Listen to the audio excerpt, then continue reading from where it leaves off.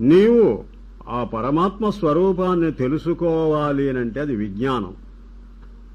ఆ పరమాత్మను ఉన్నదున్నట్టుగా తెలుసుకోలేక సగుణంగా ఆరాధిద్దామనుకుంటే అది ఉపాసన. బాగానండి.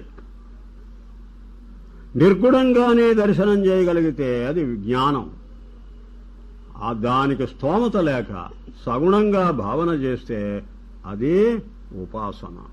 ఏ ఉపాసన? దేవతోపాసన కాదు, బ్రహ్మోపాసన. దీనికి ఏమని పేరు? సగుణోపాసన అని పేరు.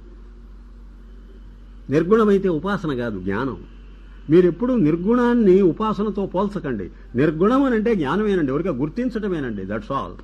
మరి ఉపాసన ఎప్పుడు వస్తుందో తెలుసా? అలా గుర్తించలేక ఏ విధంగా చూస్తే బాగుంటుందా తత్వాన్ని అని ఆలోచించావంటే నీకు ఏదో ఒక ఆలంబనం కావాలి. ఆ ఆలంబనం గుణం. అందుకే పటాలు విగ్రహాలు ఇవన్నీ ఎందుకు వచ్చాయనుకుంటున్నావు? మనకు చేతగాక పరతత్వాన్ని ఎక్కడ పడితే అక్కడ దర్శించే శక్తి ఉన్నవాడికి గుళ్ళు గోపురాలు అక్కర్లే. చూసారా? ఎవడికి కావాలి? ఎక్కడా చూడలేక ఎక్కడో చోట చూస్తే బాగుండునే అనేటువంటి తహతహ ఉంటుంది చూడండి, మదన పడుతున్నాడే వాడికి కావాలి.